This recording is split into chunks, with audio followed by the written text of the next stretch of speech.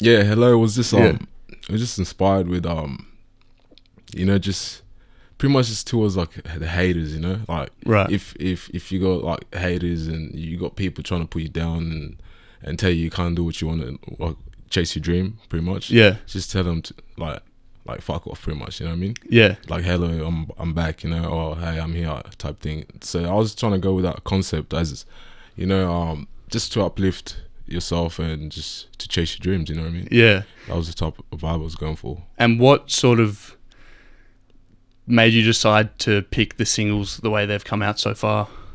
I mean, it's just like they're all like personal songs, So Yeah. it was like kind of like just I was just working off like all my experiences one by one, and Yeah. just like kind of like a story, So where I grew up, all the things I got up to, how I started doing music, and all my relationship problems, or my relationship with my friends. So pretty much everything about my life, Yeah. It builds up to that EP. So. And out of the singles so far, has there been one that's stood out to you? Because I know Go Back Home was... that's the one that stood out. Yeah.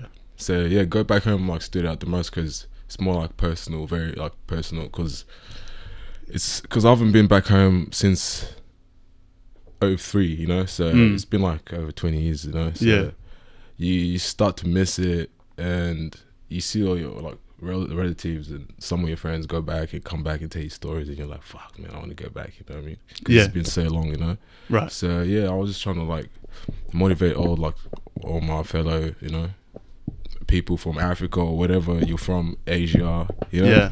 And like you migrated to Australia or America or wherever, and you got relatives back home that you miss, and you always wanted to go back and visit. Yeah. This can be the chance to do it, So Right. that's why I did that song. Yeah. And so Go Back Home, I think that was a standout to me out of the singles as well. It's sort of you can see like the evolution in your music, from like a more trap inspired sound, moving now to like sort of like Afrobeat dance style. Yeah. Were there any artists in particular that motivated that change?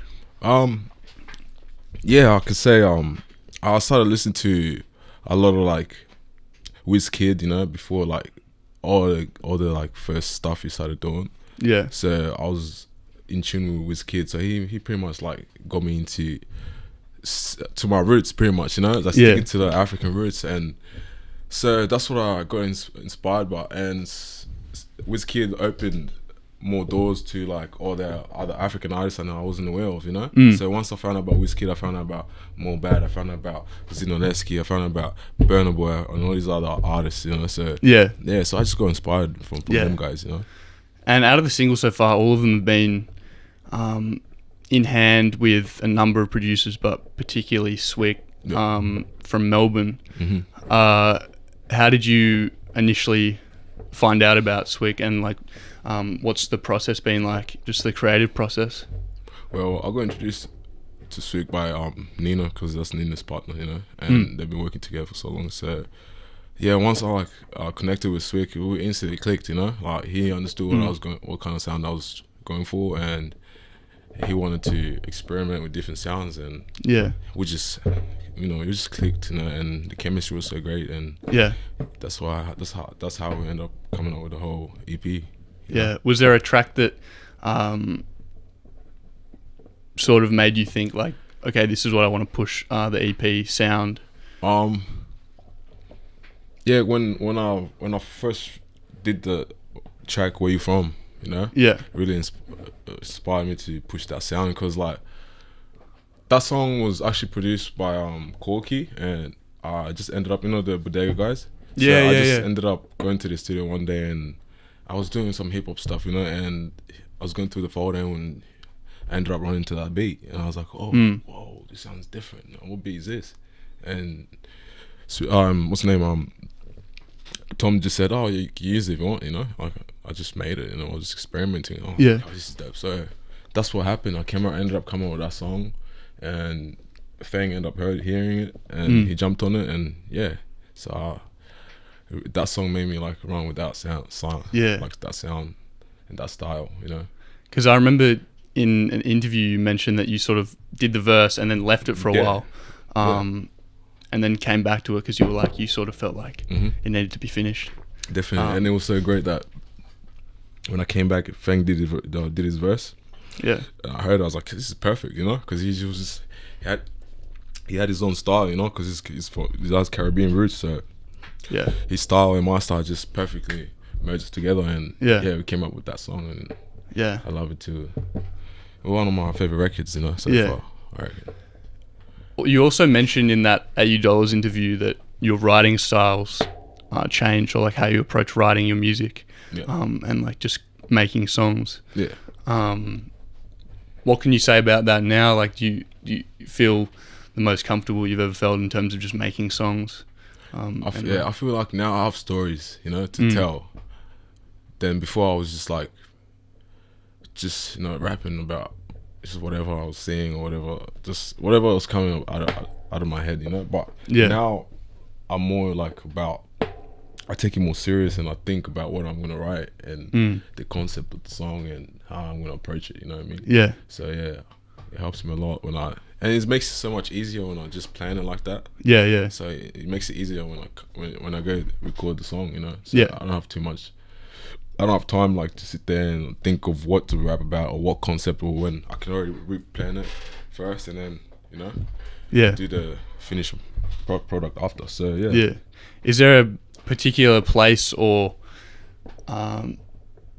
environment that you feel most comfortable writing? Because I know some artists love writing in the studio, some just like being away from everyone. And I only write in my studio at home. I don't write anywhere else. I don't write at the train. I don't write in the car. I don't write anywhere else. I just write in my studio.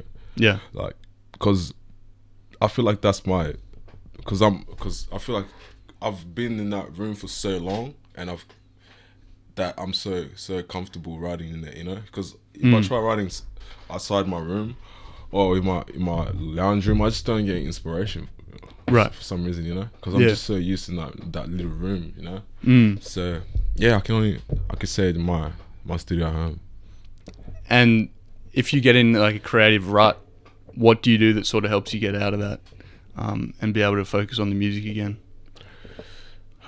Pretty much just go for a walk, you know, a long walk. Yeah. Go bushwalking or something, you know, just to keep my mind off that for a bit, you know, and then come back fresh, you know. Right. So I think, I mean, some other different people have different ways of doing things, you know. So I could just say that's what I do. I just rather go for a walk, you know. I have my dog, you know. We'll go for a long walk, you know. Nice. So it helps. Just during the making of the EP, what kind of stuff have you been bumping? And is there any music that the audience wouldn't expect you listen to for inspiration? I'm not gonna lie, I've been bumping a lot of like South African music, you know, like all the piano stuff, like the Black Diamond. Have you heard of Black Diamond? Nah. And Black Diamond and Ashake. Have you heard of Ashake? And Major League and Big Skeez, you know, just that type of sound. So South African music, pretty much. Right. So that's the type of sound I've been like listening to a lot, and it helped me, give me a lot of inspiration to make all the songs. How about in Sydney and like specifically Western Sydney? Are there any young artists? I know this is a tough question because there's so many talented artists, but just like some that have stood out for you. So far, I could say I really like Vivi Pete. You know, I like her style. I also been listening to you know, Lee. Yeah, Lee. Like, I really like him. I like his vision because he's so young, but crazy. He knows what he wants. You know. Yeah. And I love that because I remember when I was his age, like I don't think I would be able to do the stuff he's doing. Like, you know? So like, but I really respect him, man, for doing that. Yeah, it's crazy to see, like, just to see him do that. It's crazy. When like he won the Triple J Unearthed, and like all his classmates were like, that was so dope, you know. Yeah. So it's crazy to see. I've also been listening to what do you call it? What's his name? Mawuli, you know, have you heard of Mawuli? Yeah, Mawuli and Chanel and stuff. So Yeah, I really yeah. the R&B type style. So Yeah, I could just say pretty much those artists for now. yeah, And I listen to a lot of like hip hop as well, like the Huskies. I really like Huskies type music, and all the 046 boys. You know, I bump some of their stuff. So yeah. No, I also wanted to ask because Soul Radio is a primarily hip hop and soul show, and I found a lot of inspiration from 90s, particularly East Coast 90s artists. Yeah. And I know in the interview, $80 interview, you mentioned Big L. Yeah, that's my favorite. Yeah, hands down. Which was I was so pumped to see that. Which is cool because I started this based off of, you know, Stretch and Bobbito. Yeah, that was my inspiration. I see. And obviously Big L's freestyle, and that's like probably definitely the most memorable. What can you say about Big L, and why does he stand out to you? I don't know, like, you know, it's 'cause once when I was young, like my older brother, like, used to listen to a lot of like East Coast music, you know. So, and every day he would pump like Big L, like nothing else but Big L. So I used to be intrigued about, like, oh, who's this guy, you know? Yeah. So once I found out about Big L, and I started listening to all his songs, and one thing that stood up to me is his songwriting skills, you know, and his punchlines and his metaphor. You know, like, he never misses. He's a constant. He's like, you can't get bored when you listen to a Big L song. Yeah, that's how I see it. You know, it's like you're always expecting something, like a nice mad line to come through, like any minute. You know what I mean? It's always something coming in. The flow, you know what I mean? The beats. He's hands down one of my favorite artists. You know. Yeah. I also like Mobb Deep. You know, Mobb Deep was dope. Like, that's probably when it comes to like lyrics, like they were pretty dope. Yeah, rest in peace, Prodigy and Big L. I wanted to ask you, are there any favorite lines from Big L that stand out for you, if you can think of any? I haven't listened to Big L for so long that I can't really think of any right now. Yeah, it's been so long. I can't really think right now. Yeah. No, I feel like there's so many, like, all kind of blends into one. So many. Yeah. I feel like that was just cool to see as well, because I know you've sort of, I feel like your music, like, discography is, like, very versatile. A lot of different styles and stuff. And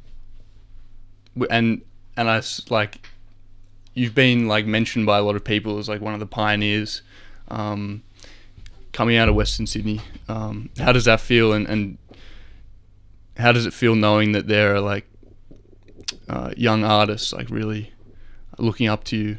I mean that was the whole goal, you know, just to motivate the young guys, you know, and let them know, like, you can always, like, you know, do something positive. Although we got, like, a negative look on the Western Sydney side, but you can always change that to a positive thing. So that's what I was trying to do, just to motivate the young kids and show them, like, yo, if you got talent, it can be music, sport, art, whatever. Just know there's a way out, you know. Just stick to it, and you can always make it somewhere, you know. And it feels good to see that, and to see a lot of talent coming out from Western Sydney, you know. So, like, it's crazy, you know. Yeah. Is there something you'd say to, like, this is kind of like a cliche sort of question, but looking back to 2016, is there something you would have told yourself, in particular, like any advice or anything? 2016, just not to stress. Like, everything's gonna be alright, you know, and, like, just keep pushing, you know.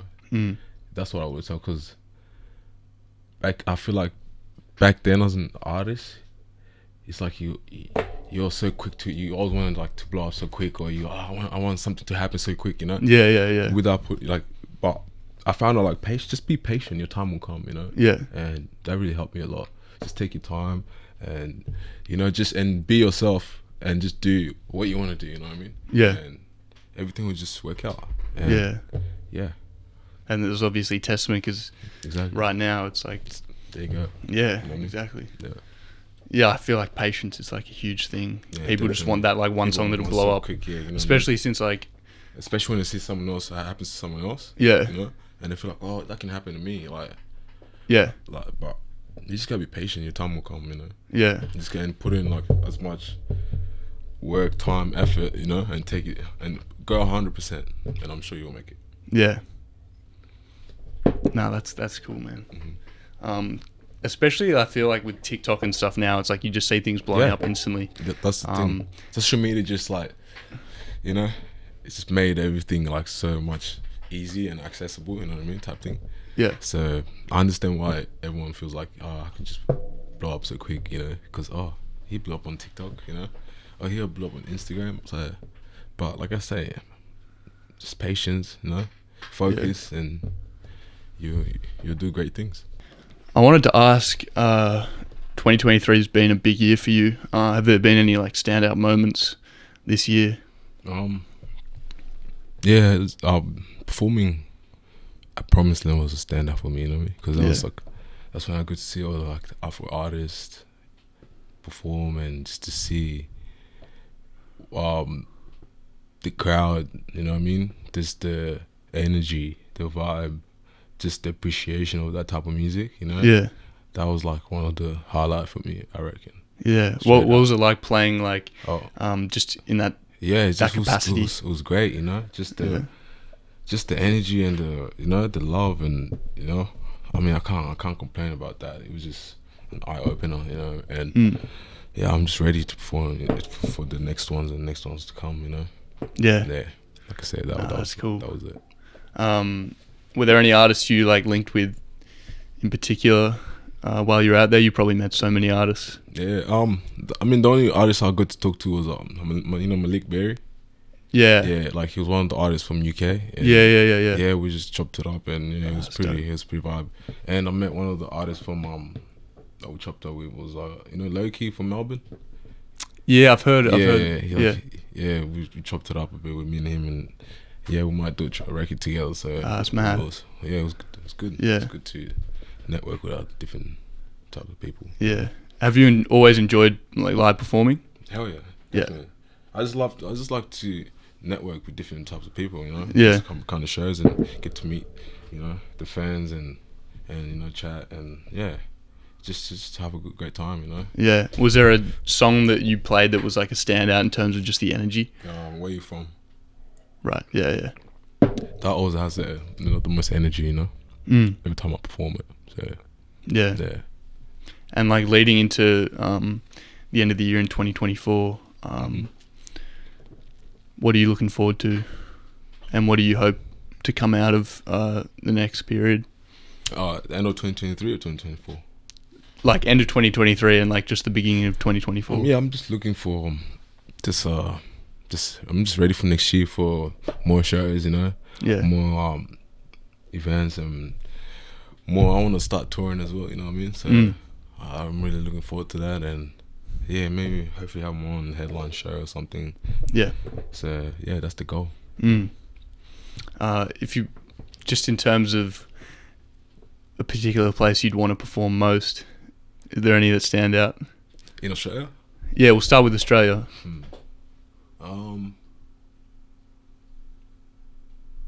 mean, I wouldn't mind performing, doing a spin on the grass, you know. Yeah. Like the main stage, you know. Yeah, but I think pretty much that's it, you know. Yeah. That I can think of right now. Yeah. You know. But I think that would be great. Yeah. If I do that stage, yeah. Yeah. And what about overseas? It's like so many. Oh, obviously so many, you know. Yeah. Rolling Loud. Yeah. You name. Even like, you know, the UK festivals. I'll be dope. I do one of those. Yeah. Even there's some festivals that go on in France. I don't even. So yeah, just around Europe, America. I'll be happy. Yeah. I'll be happy to perform out there. You know. Yeah. Aren't there some artists that you really fuck with from France? Yeah, there's a few artists, but they're like Niska. You feel Niska?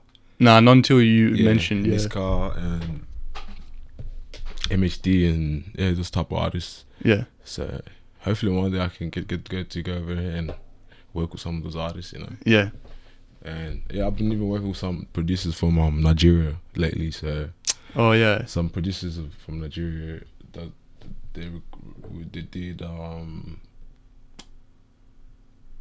Hello. They co-produced Hello with Swick and 90s Baby. With True. Okay. Yeah. Dominic. So yeah. Just been working with different types of people.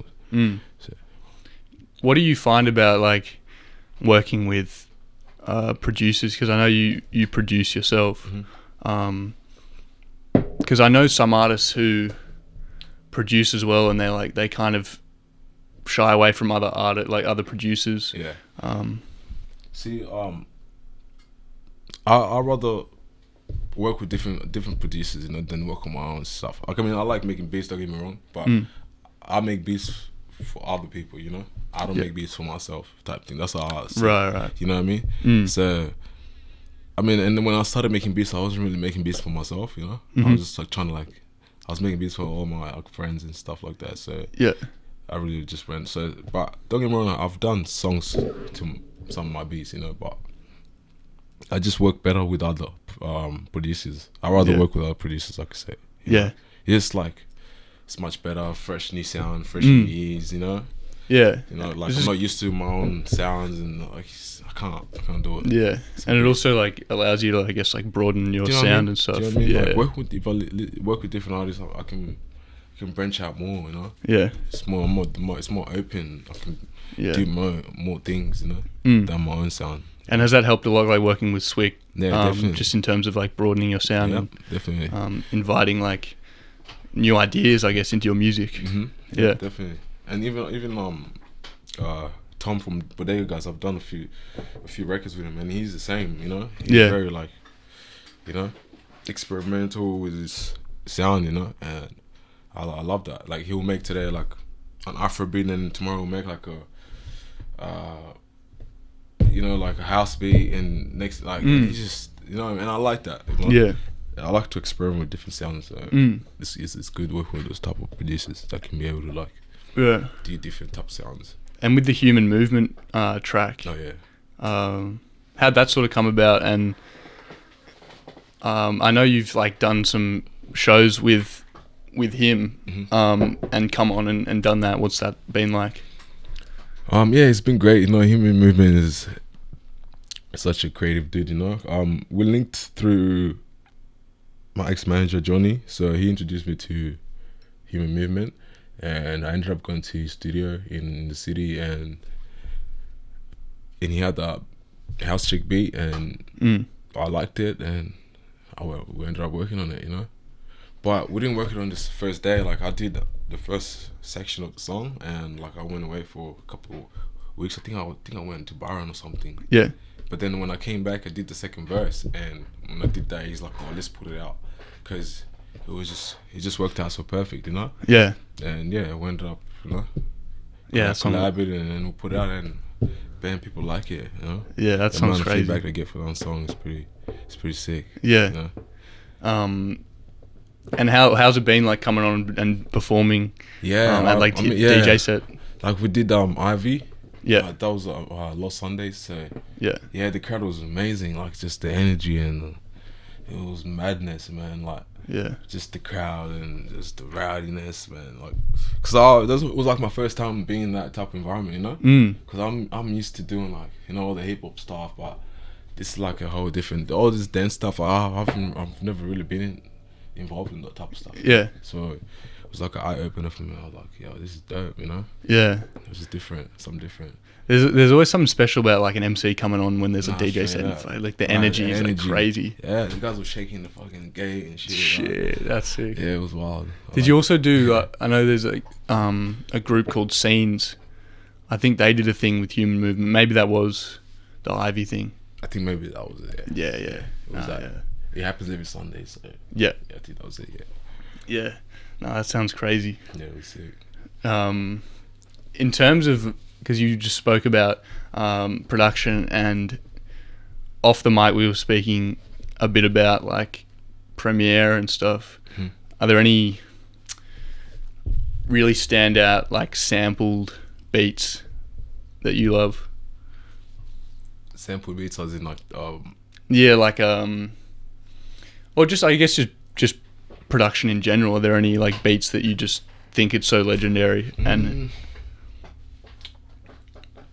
like any artist that has done any sample beats? You mean type thing, or just like particular beats? Particular beat. Yeah. I mean, just like mostly like just DJ Premier stuff, you know. Yeah.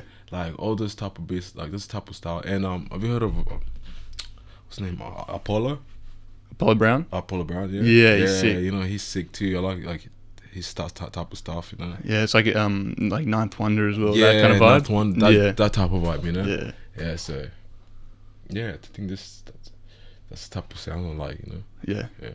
Oh, that's sick. This is a very tough question to like answer, like straight off the bat. But is there a song in particular that you always think? Because I know, like I often think to myself, like, what's this one song that I would pick, like out of any other song that something with like a story behind it. And I ask this to all my guests. So yeah, is there like song? Yeah, like one, or just from any artist that like stood out to you and had a huge impact on you. Like the story, you mean? Or just like how it's affected you. Okay. Yeah. This is hard. Yeah. Yeah, right. it's fucking. Fuck. I'm not gonna lie. Oh, it's tough. Yeah. Damn. But I listen to a lot of artists, you know. Who stands out to me? You know, when it comes to like the hip hop, you know, I could say like Lil Wayne, man. You know, ever since I listened to all this stuff, like, you know, it just hit me different. You know, because Lil Wayne is like, the stuff he says is not normal. Like. Compared to other artists, you know. I don't know if you've got into Lil Wayne before, but yeah, like he's the man. When it comes to like Afro, more I listen to like More Bad, because he be rapping about like, you know, like himself, you know, him like really being like he's more personal than rapping about, you know, women, the money and stuff. Like he'll rap about like what he's going through. You know, like he'll go through his mental stages and he'll rap about that. He'll go through his like suicidal moments, you know, rap about that. You know, and he really like sticks up to me, man. Yeah.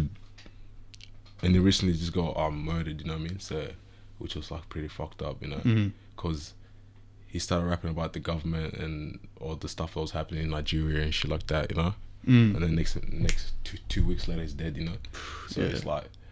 That shit stood out to me, man. And it hit me hard, but so yeah, I could just say More Bad, bro. Like, yeah, it really hits me, you know. Yeah.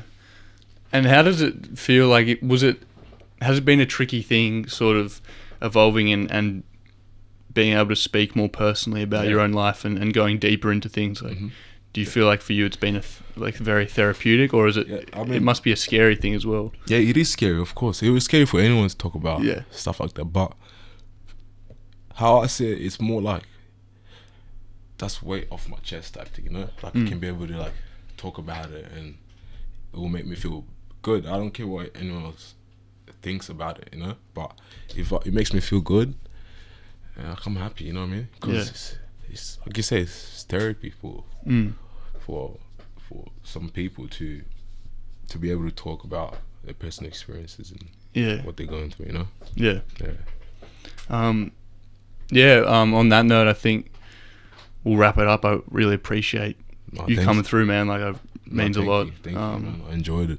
Yeah. I had some tough questions, but, you know, I really enjoyed it. Thanks, answering man. them, bro. But, thank you so much, man. You know, I like what you're doing. Thanks, man. But I appreciate you, man, and keep going. Thank you, man. I like to see what you got planned for the future. So, thanks. Appreciate it. No worries.